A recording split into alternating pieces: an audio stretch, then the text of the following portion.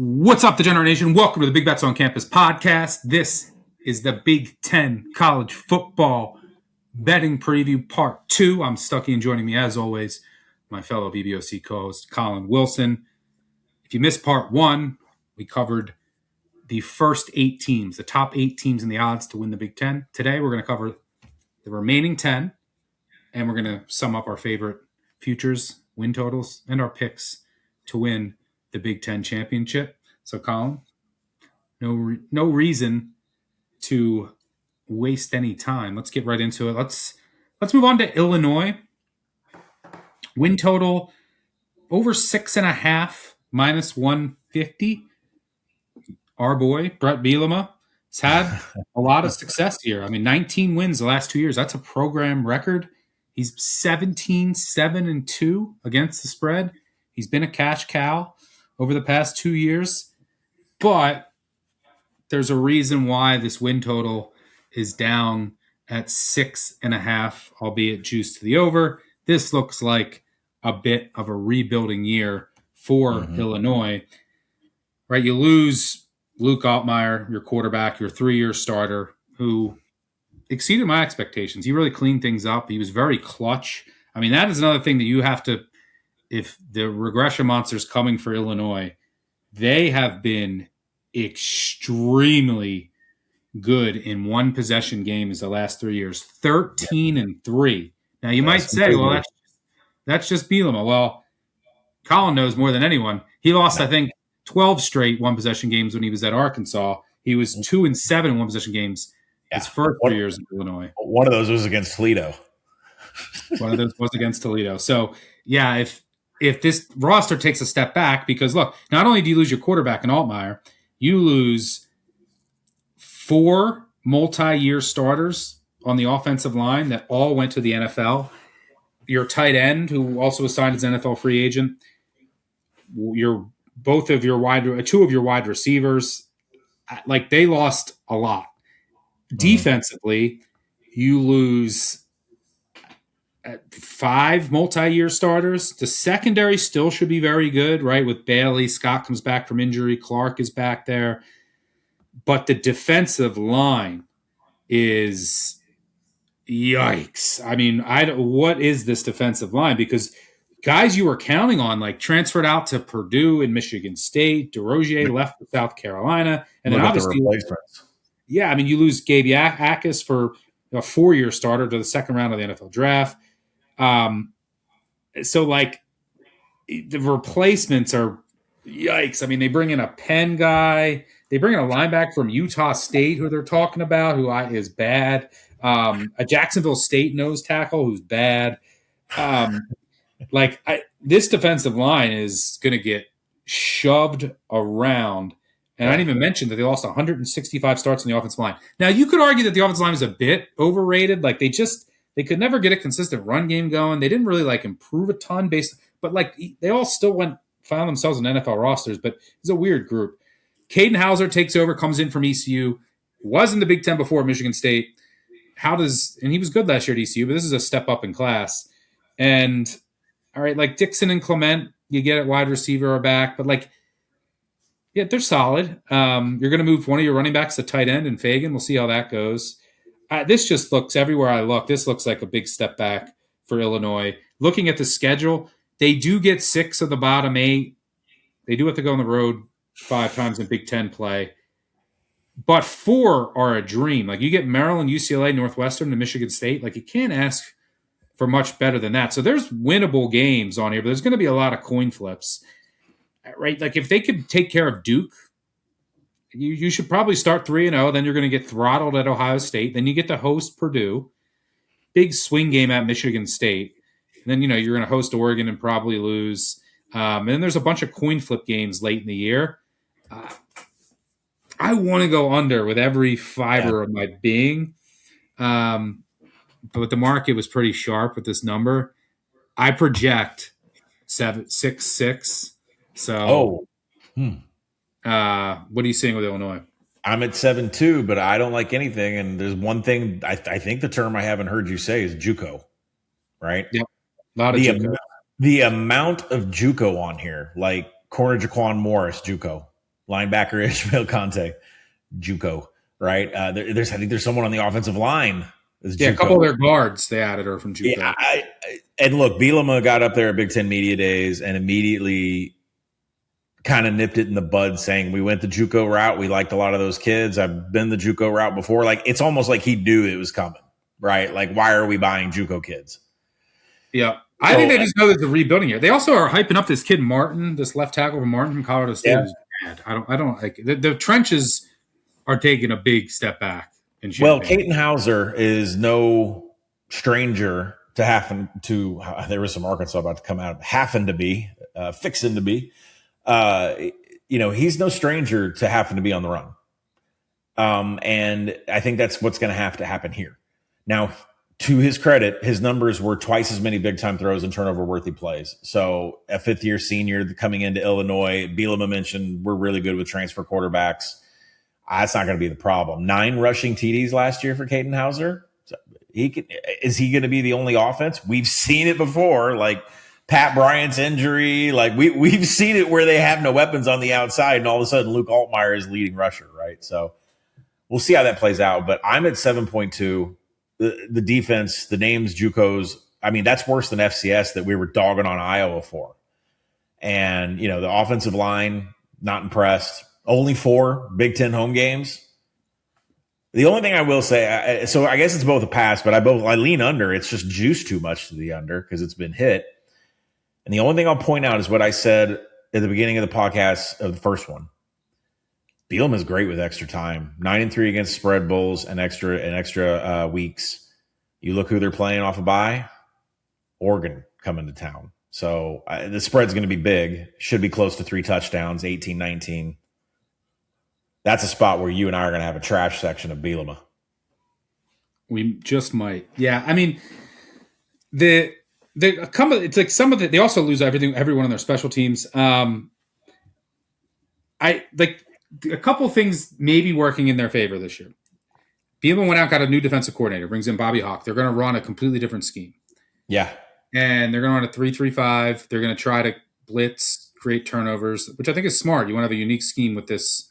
Now, I don't know if they necessarily have the defensive lineman types to run this type of defense, but they're going to have to get turnover luck, force turnovers to win these coin flip games.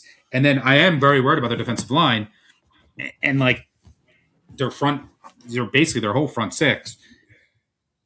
But like, who on their schedule is going to run on them? That's the other thing. Like, besides the teams that they're like, they're going to lose to Ohio State and Oregon.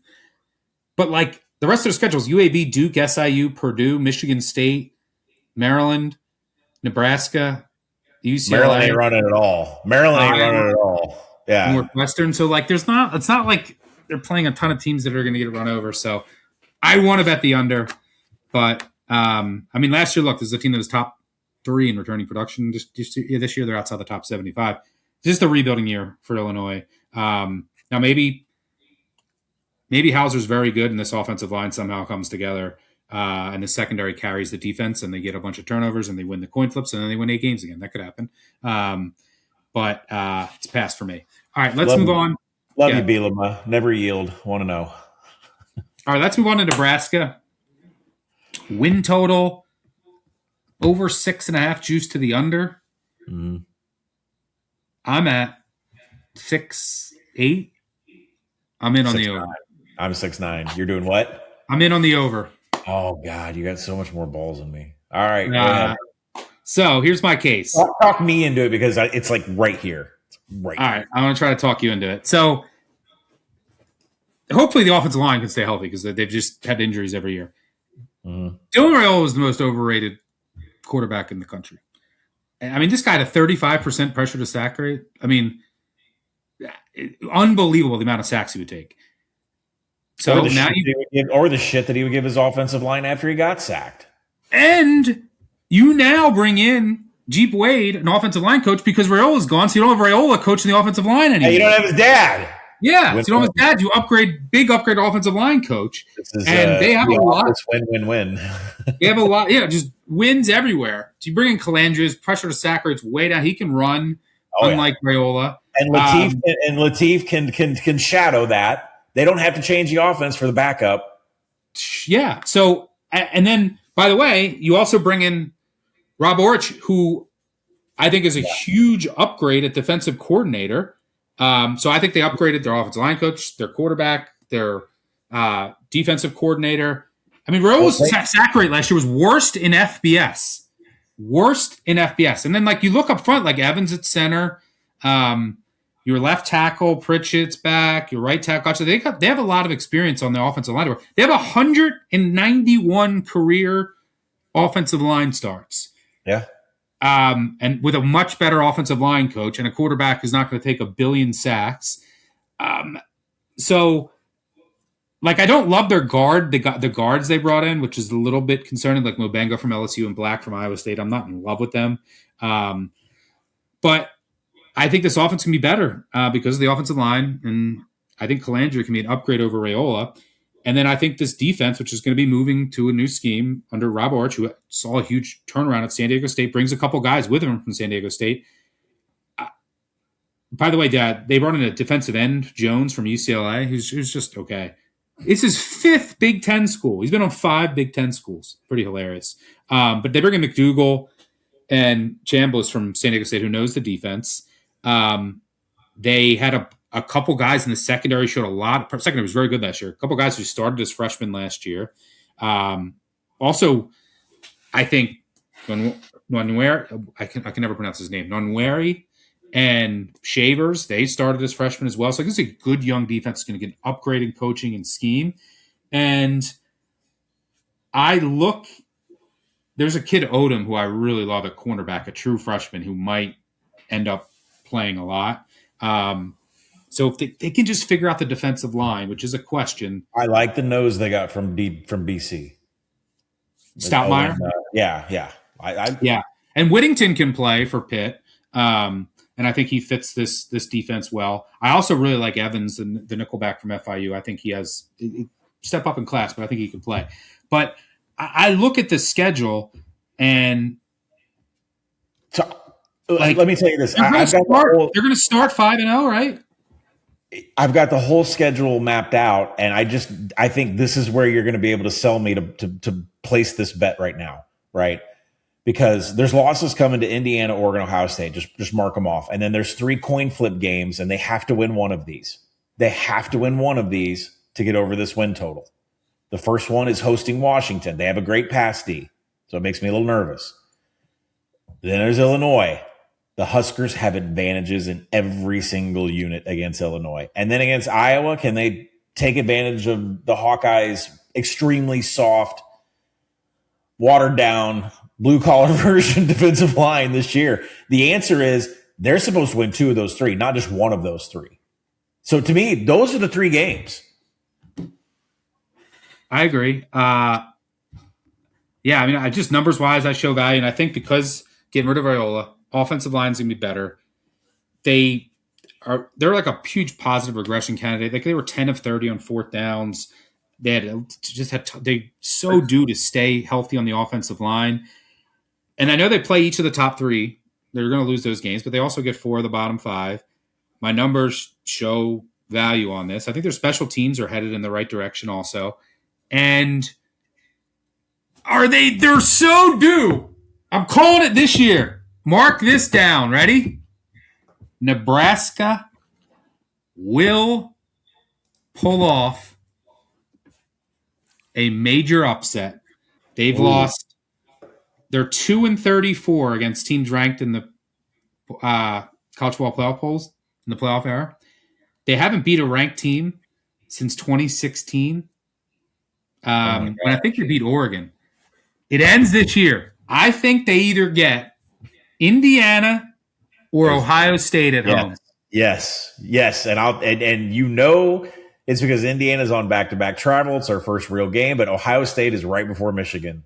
Okay. And what if Ohio State's 10-0? Like they're over 6.5 plus 1. Yeah, I'm going to shop around. Can you get I'll shop around, but I think you can get. I'm waiting for this to do this pod, but I think probably find like a plus 120 out there. So I'm seeing plus 115 at DK. So you're shop around for better, but I'm hitting this now. So, All right, we're on the board. golly, you're killing Knew me. I could convince you. All right. Let's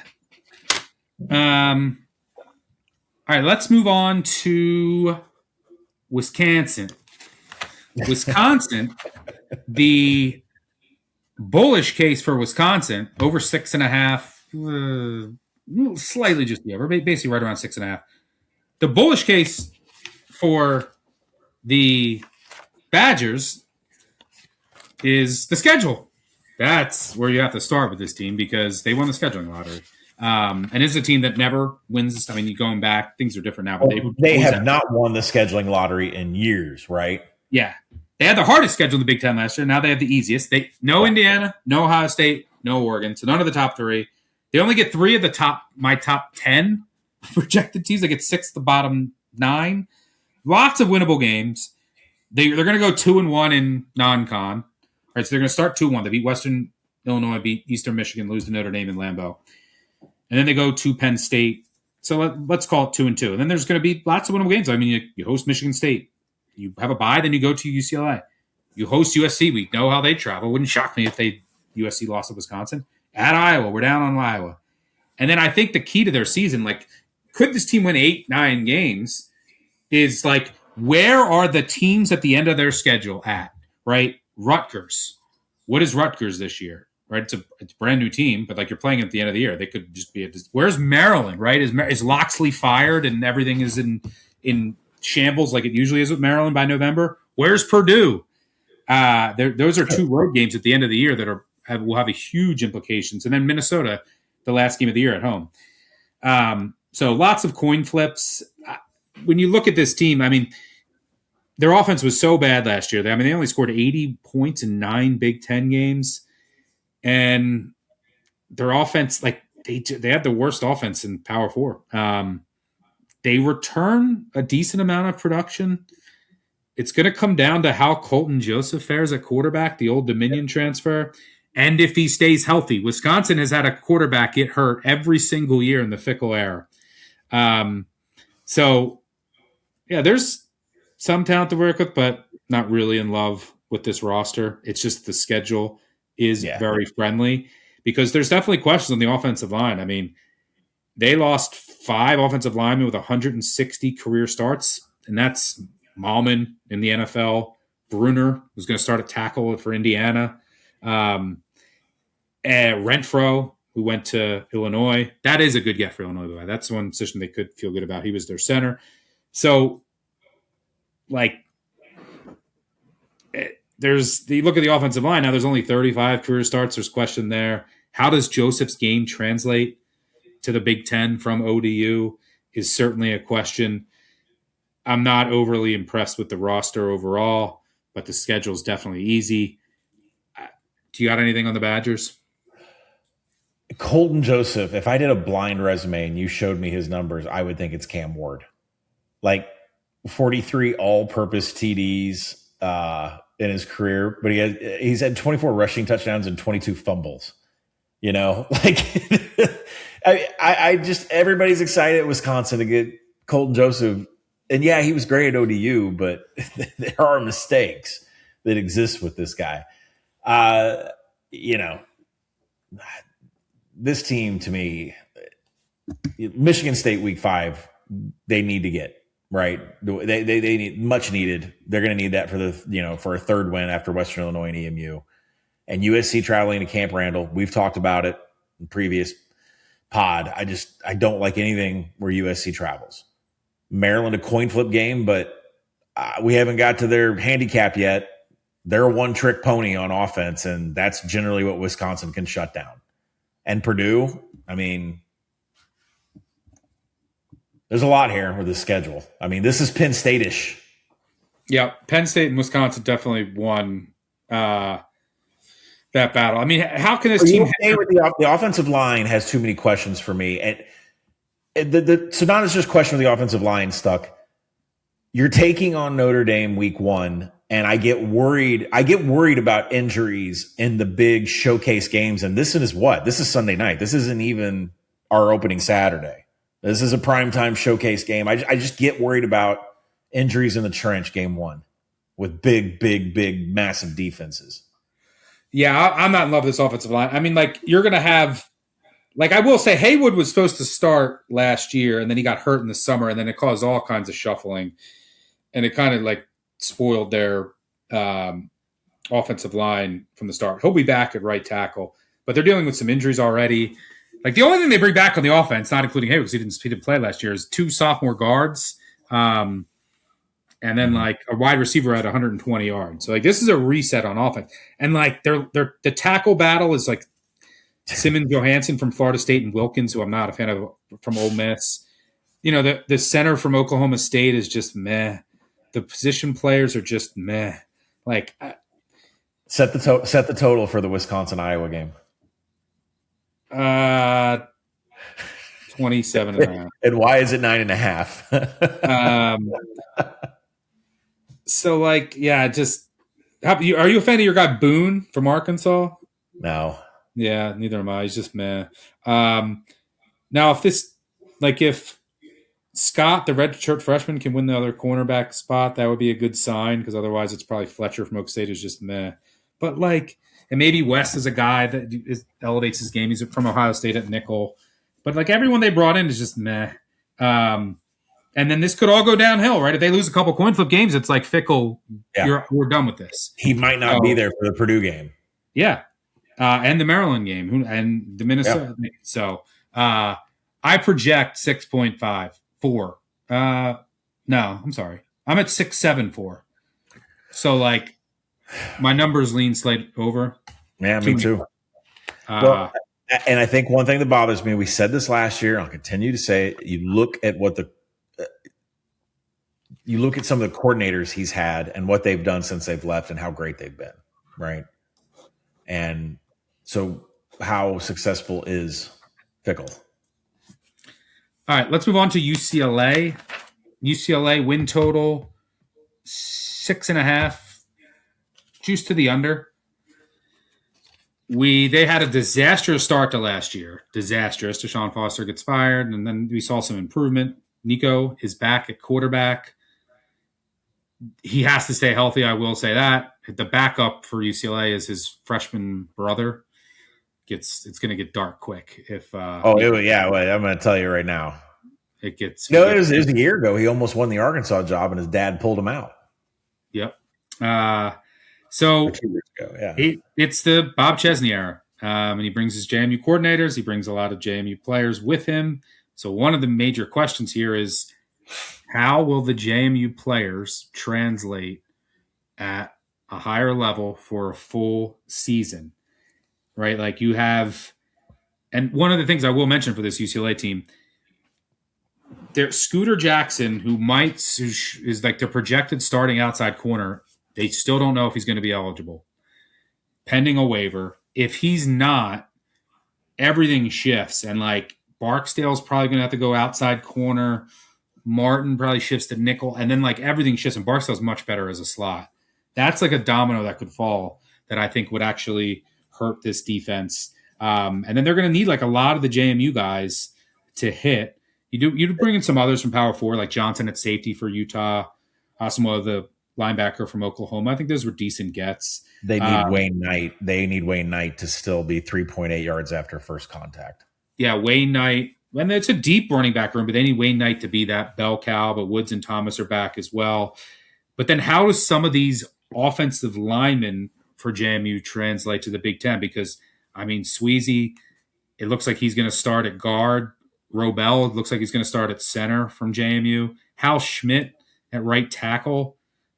Not a fan, but they have experience. Davis comes from South Alabama, has experience at left tackle. I don't think he's any good. So, like, I don't love this offensive line, and I don't love the defensive line is. So I think they're going to be behind in the trenches, and it's going to be too much to overcome. And like, is Nico? Can he play more consistent? So I mean, the offensive line, like, it could be better. But last year was a disaster. And the defensive line last year was a disaster too. I mean, Well, you got to believe it's a cultural issue. Like when you fire a coach and you go from absolutely having nothing on offense, being a zombie, and then Jerry Neuheisel's not even shaving yet, and he's getting upsets. I mean, had to be a cultural problem last year. Yeah. I mean, I will say, like, I'm a little bit worried about the offensive line and defensive line, but both were disasters last year. Like, their defensive line last year was so bad.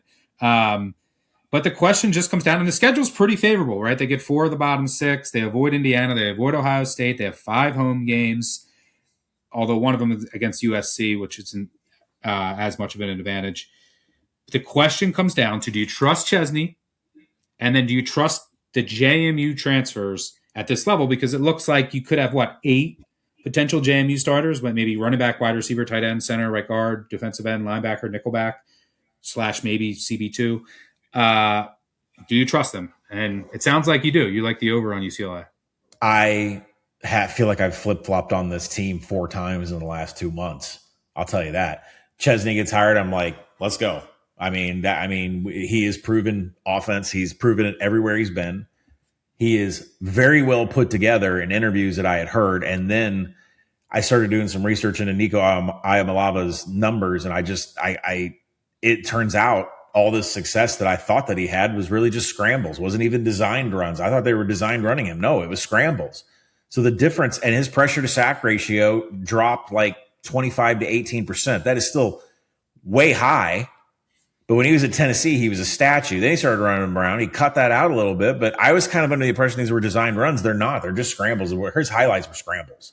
Yeah, they need to run him more. They need to. But he is not a part of he was not a part of an actual designed run, which I thought he was. And so I went one way on UCLA. Then I get to Big Ten Media Days, and Bob Chesney tells me that he and Sean Chesney McVay won you over, huh? Oh my God! Chesney tells me Sean McVay and I are friends, and I have already talked to him extensively about their schedule when they fly to the East Coast for games. They take off at the same day at the same time. They come back at the same day at the same time. They have absolute the same routine every single trip. McVay's one of the best coaches in the NFL against the spread and straight up when it comes to traveling into the East Coast. And Chesney is taking all of his travel rules that he has gotten from Sean McVay into this season. 3 separate trips going to the East Coast. That's not easy. That's not easy, right? So I believe in Chesney. He is buttoned up. The guy is buttoned up.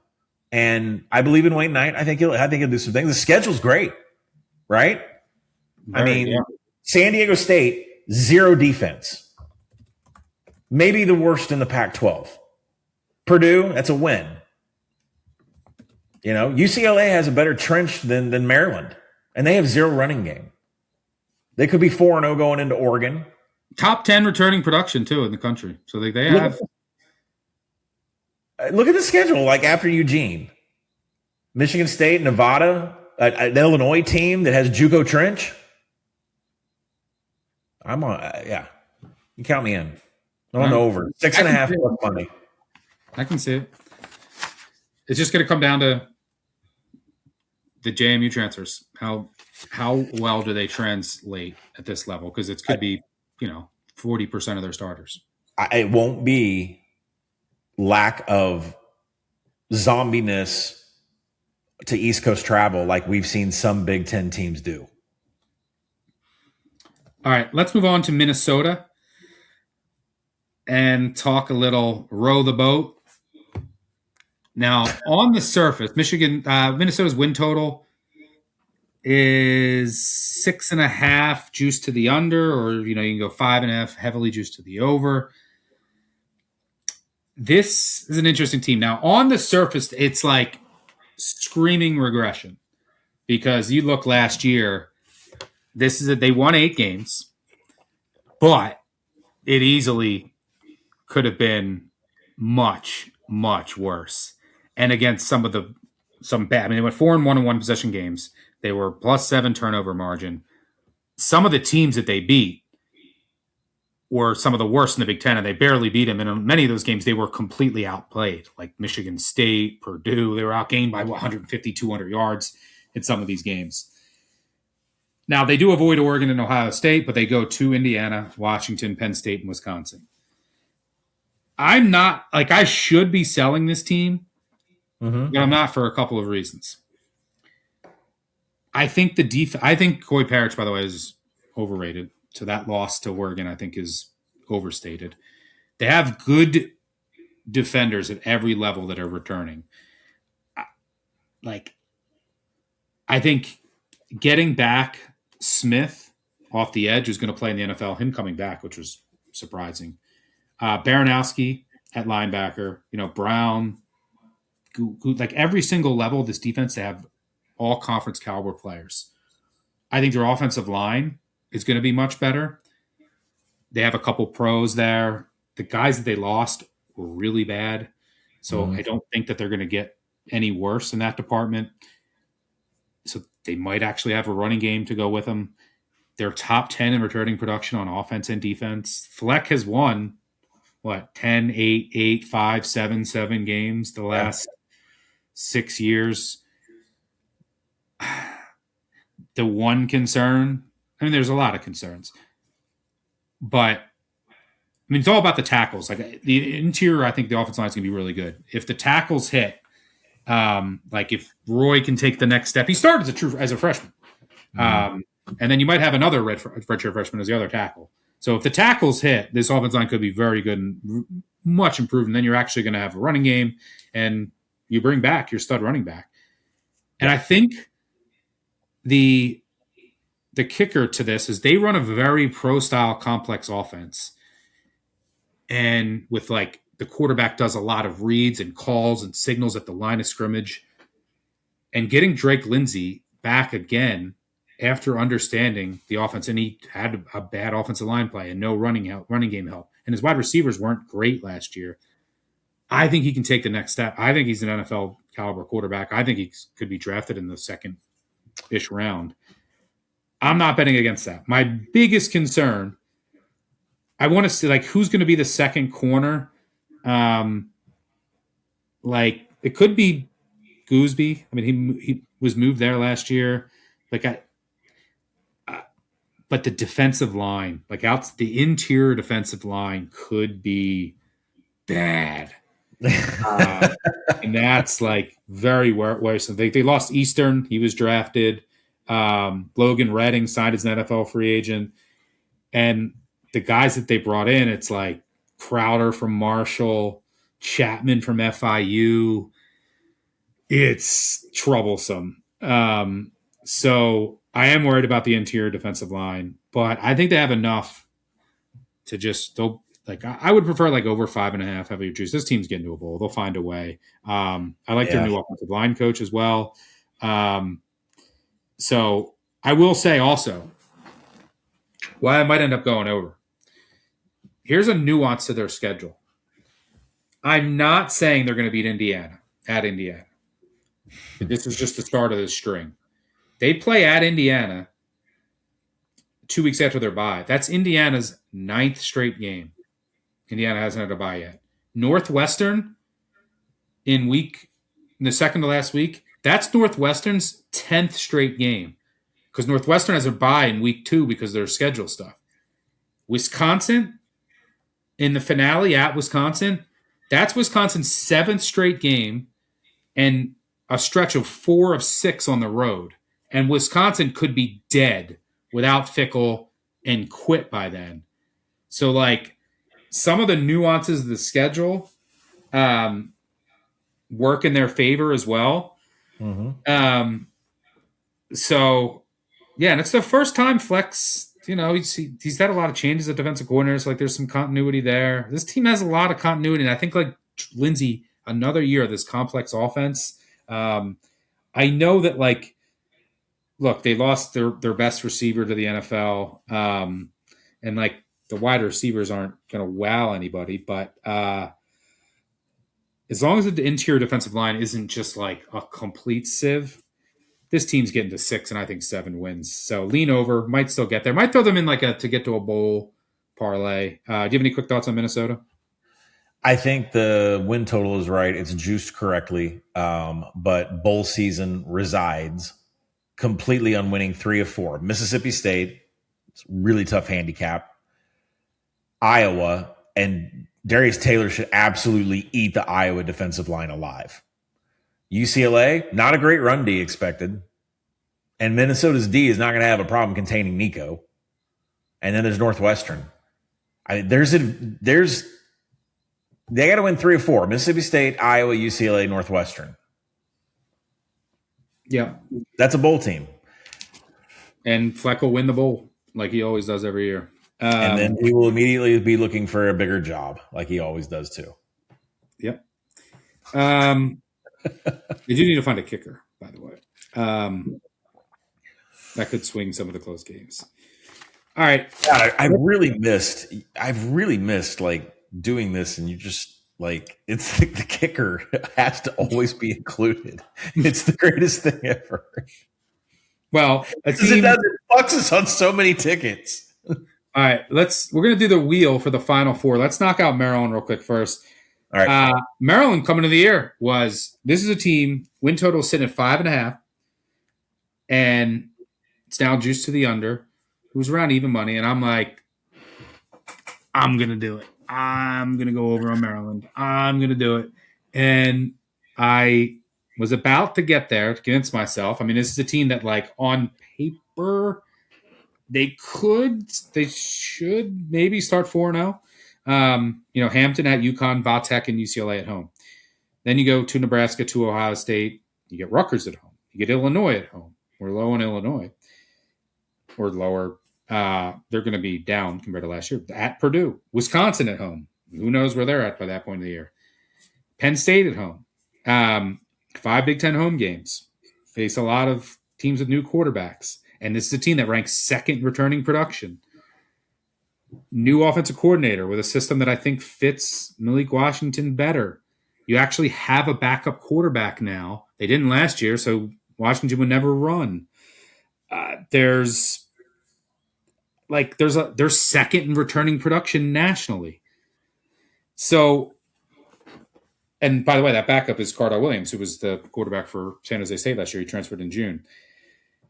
They bring in another 5-star for their defensive line.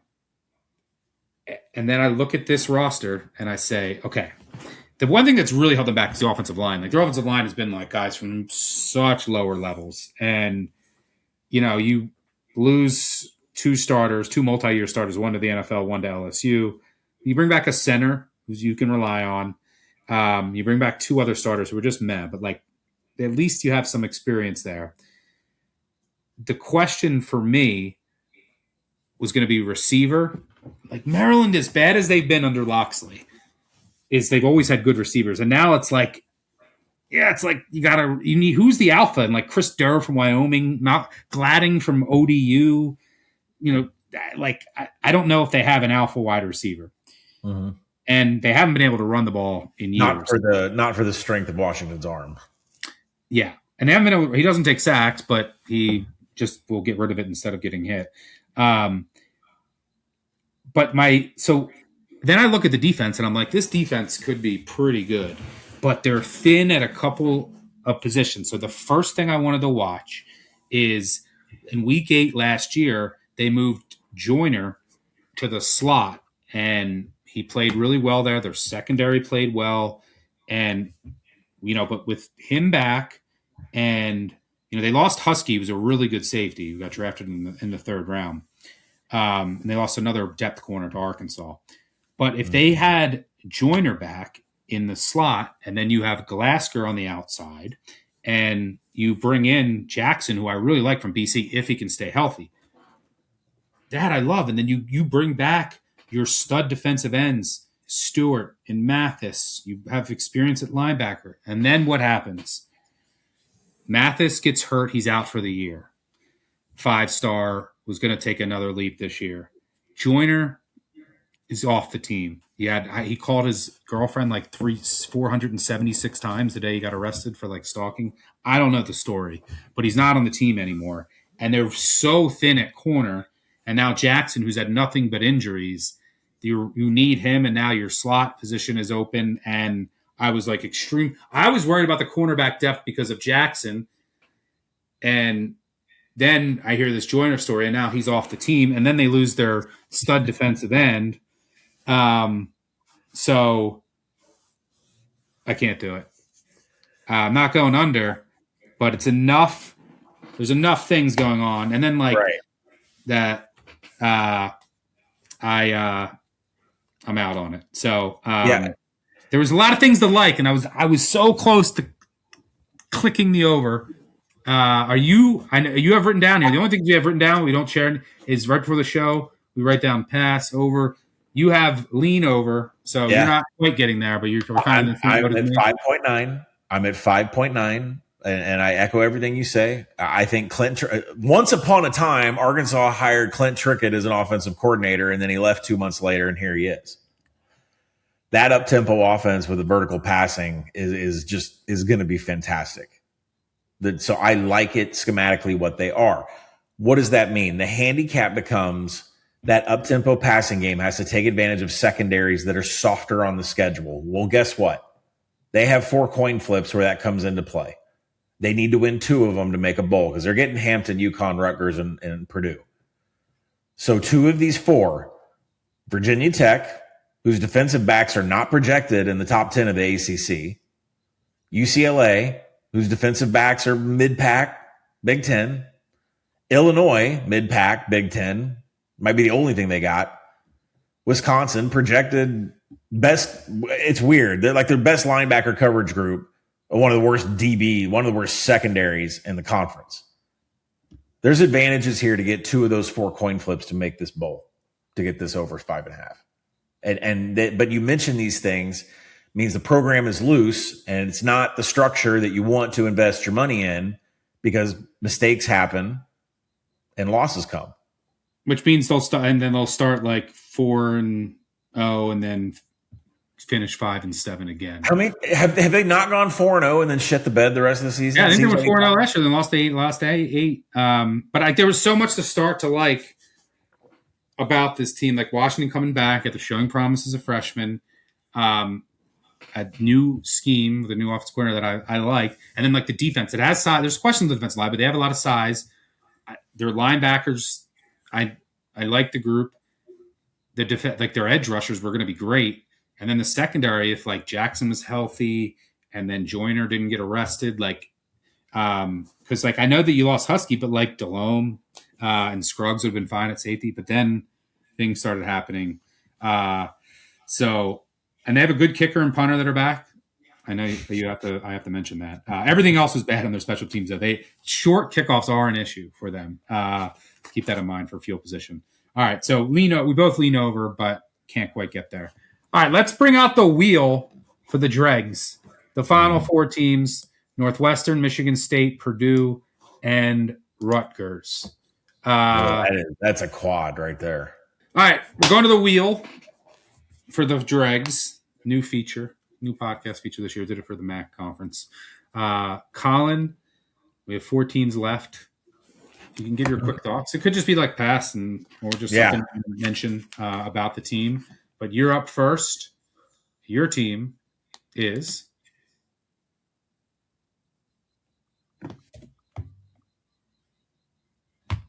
the Michigan State Spartans. Congratulations. Michigan State win total 4.5, juiced to the under. The big news with Michigan State this year is new coach. New coach back in the Big Ten. Pat Fitzgerald brings in a staff that they bring Joe Rossi as defensive coordinator, Nick Sheridan, the offensive coordinator. Some of the other hires I did like. And you have a quarterback who showed some promise last year after taking over as the starter. What do you think of the Spartans this year? I practiced his name when I was writing the podcast script, so let's see if I can pull this off. Alisio Milivojevic. Nice. That's hard. He was promoted QB1. He started 4 games for them in 2025. He threw 10 TDs. They're expecting big things out of him. And, his 6 touchdowns in the final 2 games against Iowa and Maryland. Can that carry over? It can. but they need more help on the team. Joe Rossi's bringing that base odd hybrid scheme, standing edge. I mean, it's a diverse zone. Uses cover two buzz, robber. I mean, he only has one of his top 8 tacklers back. So there's going to be some holes trying to learn that defense for the complexity that he brings, in my opinion. D-line looks super weak, too. I project them, hold on to your ass here, I project them at 2.9. Sheesh. Under 3.5. Well, you're beating Toledo and EMU. Toledo, who's going through their own Jacobs Mercer thing, right? I mean, Toledo's not a guaranteed win, though. Like, I don't know if they, but after listening to you, I don't know if they're going to beat Eastern Michigan, right? Yeah, they'll beat Eastern Michigan, but it'll be a close game. That's all Chris Creighton does is play close games. All right, well, coin flip Rutgers, which means then you're asking Fitz to beat Illinois or Northwestern, which I don't think is happening. There's not. Yeah, I'm not high on Fitzgerald, but I do like his hires. Like he brought the special teams coordinator from Iowa, Joe Rossi, Nick Sheridan, but here's like the roster has issues, like the defensive line. I mean, this is a roster. They lost 43 players to the portal, 7 to NFL rosters, and they're changing offensive schemes. So like. My other question is, does Milivojevic, you did it better than I did. Milivojevic, new scheme, but like last year there were some pieces to work with. Like you lost a really good center who was drafted. Now their guards were horrendous, so who cares they lost them? But I mean, I look at the offensive line, and I mean, they were counting on this like Georgia Southern kid to start, he might not even win the job. Sharp is coming in from South Carolina at left guard, but he's going to move back to right guard, which is smart because that's where he played under the offensive line coach who was from Wake Forest. I like that hire as well. Morawski, the left tackle from UConn, the center from North Dakota State, like their offensive line has some potential if they can figure out right tackle. Bringing Cam Edwards from UConn, who could be the workhorse. But like where it all falls apart is like the pieces that I'm referencing last year. Like you had Nick Marsh, the wide receiver who's starting at Indiana this year. He's going to be a stud. You had Velling, the tight end, who is on an NFL roster. You had Amari Kelly, a wide receiver, who's going to be on an NFL roster. Who were your pass catchers this year? Like the McCray in the slot, like he's a Kent State guy. Like, okay. And then they brought in some other, like they brought in Smith from Notre Dame, Moore from Michigan. Like, who cares? And then like maybe one of them was going to rise up, but it looks like they're just going with depth guys from last year. So like the starters are going to be, it looks like Taplin, Bullard, and McCray. But Bullard might not even be eligible. Like they're saying, I don't even think he might be eligible. Like, so who are the pass catchers in a new scheme? So I can't really get behind this offense yet. Also, the special teams. I love the Iowa special teams coach. He probably sees something I don't. But they lost a punter to the NFL, and their kickers from Charlotte, who like missed he was missing like 20 yarders last year. So I don't know how that's going to work out. But and then by the way, if Miljovic doesn't work out, you know who the backup quarterback is? Cam Fancher. Somehow, Cam Fancher. I will tell you, we will be fading Michigan State no matter the number if Cam Fancher comes in. So, yeah, there's some guys they brought in on defense that I like on the back end. Like bringing back Brantley, I think, from that corner makes sense. But there's still too many holes on this defense. You do miss – we don't get to play Ohio State. You don't have to play Indiana. You don't play USC. So you're only playing 3 of the top 8. You get 6 of the bottom 10. You do also have to go to Notre Dame. So – and the schedule gets harder at the end. Like you finish with at Michigan, Washington, Oregon, and then at Rutgers. That's not great for like a brand new team. So there's something like I like some of the hires, but there's just too many question marks. So I project I'm higher than you. Oh, everyone's higher than me. I'm around 4. I'm like 4 too. Yeah. I might have to write that down. I think SP plus is 4.3, but it doesn't add up for me. Any of it. All right, let's spin the wheel.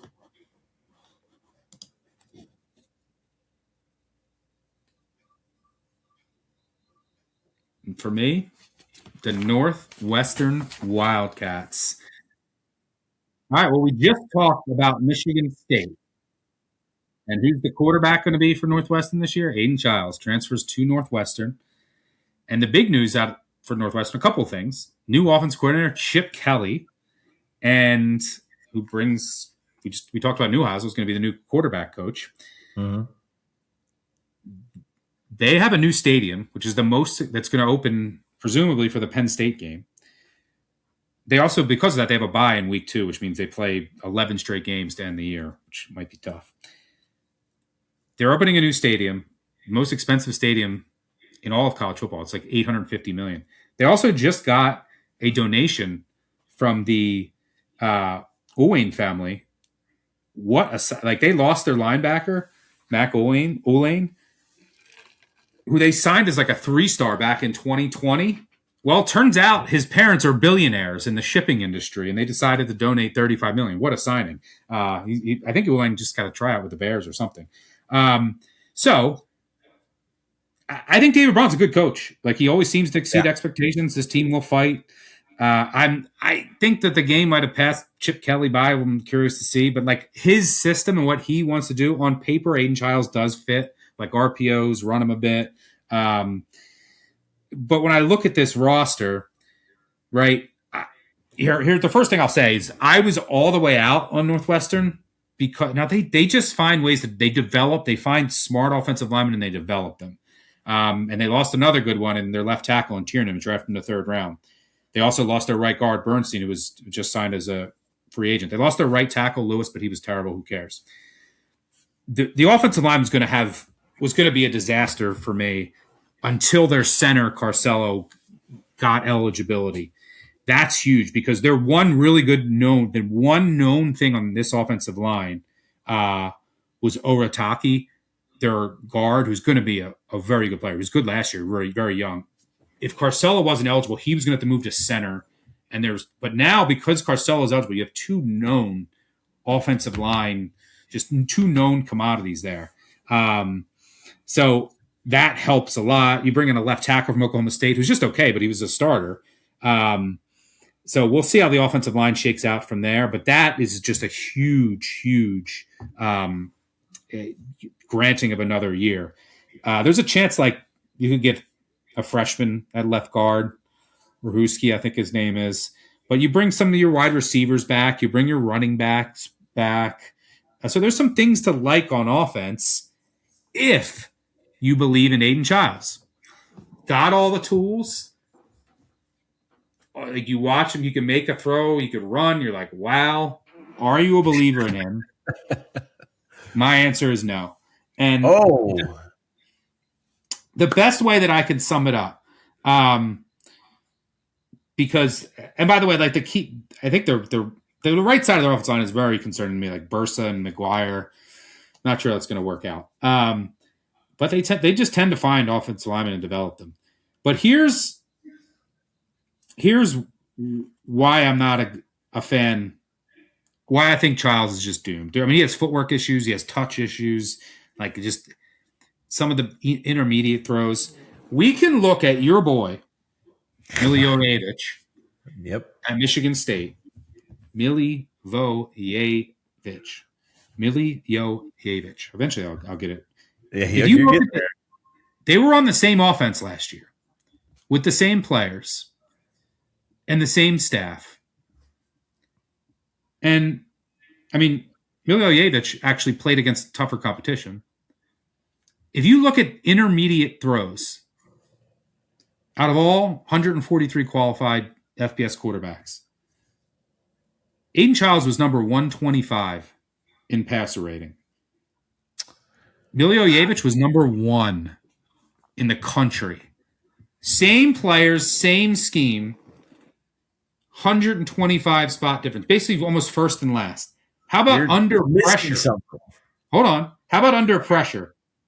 Childs, 56 Childs completed 38% of his passes under pressure. Miljojevic, 56%. Adjusted completion percentage, Miljojevic, 70%. Childs, 45%. So I trust Braun. There's some things to like about this offense. The defense, there's some concerning things. I mean, like they lose, 4 reliable multi-year starters. The biggest concern is the defensive line. Like, where are the pressures coming from? You lose Saka to Texas A&M, Bastone, who I think is starting in the CFL. You lose Hubbard to the NFL, who started for 4 years. You also lost Story, who was there for 4 years. That's like 85 pressures. Where are you, like, who do they bring in to replace them? Not much. So, like, their secondary could be decent, but their front seven is very concerning. I like their new kicker. Got to mention the kicker from Bowling Green, but you're going to have a freshman punter. And they're just their front seven. Outside of Kilbane, I don't trust it. I'm not a Childs guy. Now, if you're a Childs guy, you can make the case for the over. So, like, the other thing with their schedule, they do get, you have Rutgers on there at home. You have Ball State at home. South Dakota State at home, although that could be tricky. You open the stadium for Penn State. Like, you do get Oregon, Indiana, and Ohio State, but those are on the road. Like, you're going to lose them anyway, so just burn them on the road, which I think is a good thing. But are you a Childs guy? If you are, maybe you like the over. If you're not, you're out. And I'm not a Childs guy. You'd be surprised if Nico Markel is starting by halfway through the year. I have like 6 bullet points to answer here, and I don't even know why I'm defending him that much. What am I missing? Childs saw 232 pressures on 620 dropbacks. All right? He's like a piñata at a 6-year-old birthday party. I mean, the guy has been battered, right? I mean, you didn't take any of those numbers. Miljojevic had a higher pressure rate and was like 30% better. No. Yes. Look at the pressure rate for Miljojevic. I bet it was higher. He's playing better competition. Do you not think that Aiden Childs can be a version of Dorian Thompson-Robinson for Chip Kelly?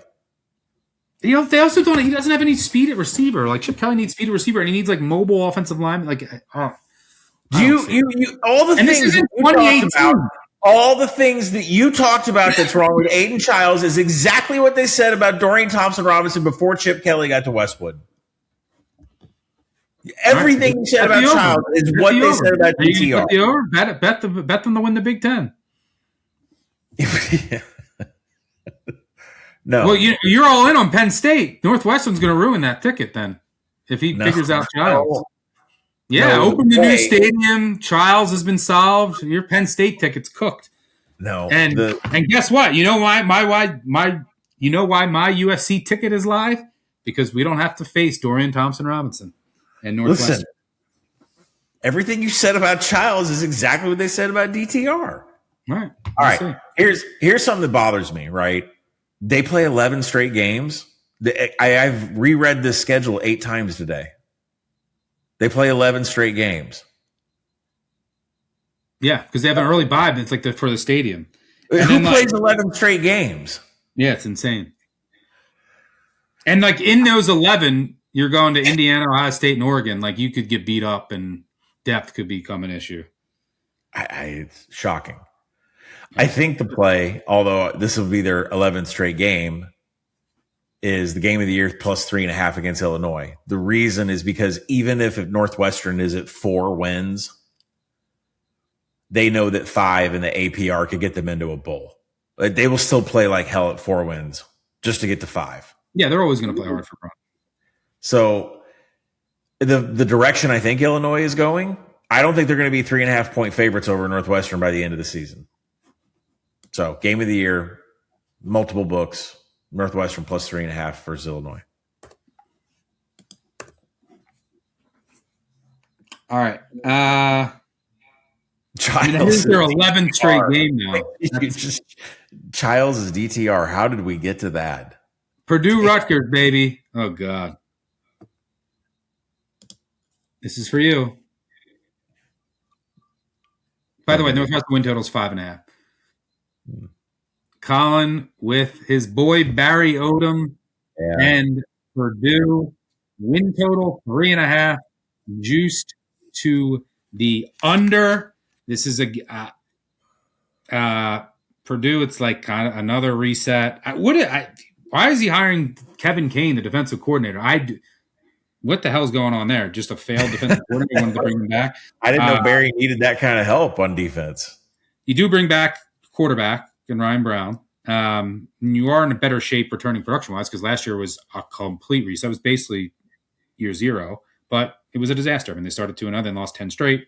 They did go 0-3 one-possession games. They were minus 12 in turnover margin. They only had 4 interceptions. So, there's some positive regression signs. Mm-hmm. Can they get to 4 wins is the question. They're going to probably go 0-5 on the road and lose to Notre Dame. Their road games are UCLA, Illinois, Penn State, Iowa, Indiana, and then Notre Dame. So there's 6 games at home. Can they win 4 of them? Wake Forest, Indiana State, Minnesota, Washington, Maryland, and Wisconsin, who could be a lame duck at the end of the year. What do you think? See, Washington and Wisconsin, I think, are losses. So I don't think Wisconsin could be a lame duck at the end of the year. You know what I'm saying? Yeah.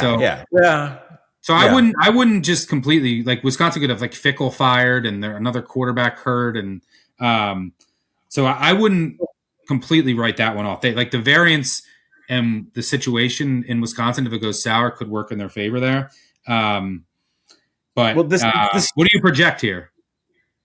I project them at 2.7. But I mean, think about it. These. So under 3.5 minus 140 is obviously juice close. I mean, not all the way, but it's getting close to my 2. It's 2.76, so 2.8. Yeah. Here's the 4 games. This whole thing. Yeah. Like Indiana State, right? They should win that game. Wake Forest. That's very decent pass coverage. They do have the better quarterback with Gio Lopez. What about Minnesota? I don't know about that. Minnesota, they don't have the run defense for that, for Darius Taylor. What about Maryland versus Malik Washington up tempo? Like, I don't know where these 4 wins come from. This is an under. I'm at 3-3. It's a pass for me. This, by the way, Gio Lopez is better. Gio Lopez is the same as Ryan Brown. I'll take Ryan Brown over Gio Lopez. This is wild tonight, these quarterback comparisons. You're starting a team tomorrow. You're taking Gio Lopez over Ryan Brown? Over Ryan Brown? Yeah. Well, I mean, I did put it in my notes that he has a very low 12% pressure to sack ratio. So, speaking of Brown, well, you think he's terrible. Yeah. Purdue has no depth at quarterback. If he gets hurt, he's going to run around a bunch. It could get ugly. Transfer heavy defense. I'm not a Kane guy. I got to mention special things. They lose their kicker to Notre Dame and they lose an all-conference punter, so that could be worse there. But Odom usually figures out special teams. But like, where will Maryland and Wisconsin be at the end of the year, physically, mentally? That could determine this win total. Pass for me. And then finally, Rutgers. Man, you want to talk about an absolute Evans Chuba, the backup, Ryan Brown. Sorry. Yeah, it's ugly. All right, we'll close things up with Rutgers. Win total 4.5, juice to the over. This defense last year was one of the most embarrassing things I've ever watched in my life. I mean, the last 6 games, they gave up 8.5 yards per carry and had only 2 sacks. It was horrendous. So they bring in Johansson from South Dakota State to try and fix this defense. They need to hit on their transfers that they brought in. Now, it can't get much worse than last year, but they bring in a ton of transfers. They also had some injuries that they dealt with, but it was so bad. And a lot of guys they bring back on defense were bad. So, like, they really need the transfers to hit because some of the guys they lost 4 or 5 guys to the NFL or Power 4 programs. You do get, like, Doug Blue, Eli, who was supposed to start on defensive tackle back from injury. So the defense is going to be better, but, like, how much better? They need to find a pass rush somehow. It can't be worse. I'll put it that way. Then you lose Kaliakmanis, the Greek rifle at quarterback. You're hoping that you can hit with either still a quarterback battle going on. Is it? I was kind of told I think Lonergan's going to win it. Yeah, no one's been named a starter. It's not Lonergan. I thought Lonergan was just assumed. No, the kid who's been a backup for the last couple of years, Surace or AJ Sarasi, he's in the mix as well. But you lose, like you get Duff back at receiver, who's a stud, but who's helping him? That's one of the biggest questions because you lose Strong to Cal, Sheffield to the NFL. You're going to need some young guys to step up at wide receiver to help you out.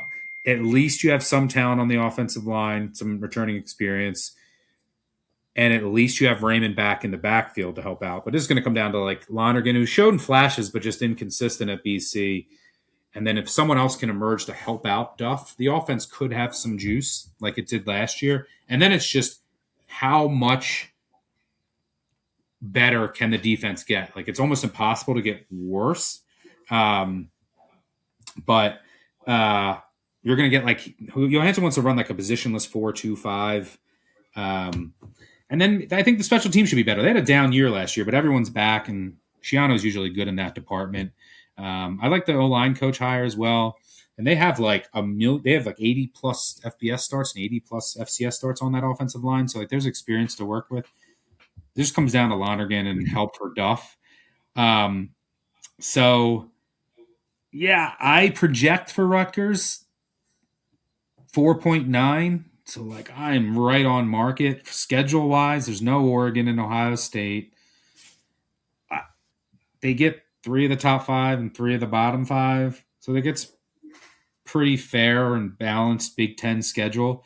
You could argue if the defense raises its floor and Lonergan hits, someone else emerges to help Duff, this offensive line with a lot of experience comes together, you could argue a ceiling at 8 wins. Now, I'm not calling for that, but like there's 8 winnable games here. UMass, BC, Howard, Maryland. I mean, you get USC traveling across the country, and that's a good like situational spot. Northwestern, Wisconsin, Michigan State, like there's winnable games on this, but I'm right on market. It's a pass for me. Anything for you on Rutgers? Well, I think Lonergan was the one that I thought was going to be taking over. I mean, he had a real stable turnover worthy play rate. With pressure, it only went up 1%. So at least he is good with pressure. But, this team, I think Shiano set the tone. He got Big Ten Media Days and started apologizing for the defense. Said it's all my fault. It's all my fault. I take full responsibility for what's happened to us. And I can't figure out, Stuckey, why the defenses can become absolutely the worst that we've ever seen, giving up 9 yards a carry. But these head coaches are former great defensive coordinators, Shiano and Aranda. Why do their defenses suck so bad when that's supposed to be their specialty? It's like there's got to be a systematic problem here. There has to be a real systematic problem when you used to be that good as a DC. I mean, shit, wasn't Shiano just? I mean, think of the schools and the program and the NFL that he's been at. This defense should not have gotten that bad. It was embarrassing. Like bottom 10, the blown coverages, it was all embarrassing. So, are you passing on Rutgers? Where do they get 5 wins? Well, I just told you, UMass. No, it's only UMass, and then Lonergan playing BC is fascinating. Howard, and Michigan State. I think that's it. That's it. Just 4 at Penn State. No, what? All right. Let's sum it all up here. Who's your Big Ten winner? I think Ohio State beats Oregon, which gets Oregon to the playoff without playing the Big Ten championship game. So, and Indiana, I think Ohio State will beat Indiana. Mine's Ohio State. It doesn't matter who they play out of the tiebreakers. It could be Penn State. Penn State could be the lemming that goes and gets their ass kicked by Ohio State. Because that Penn State schedule, you could go to the championship game with that schedule and tiebreakers. So could Rutgers.